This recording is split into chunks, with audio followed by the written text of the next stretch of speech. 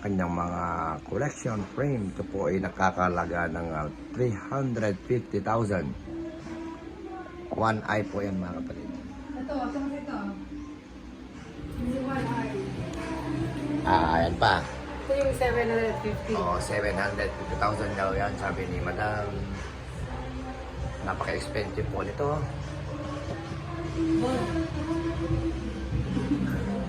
Ito, Agila.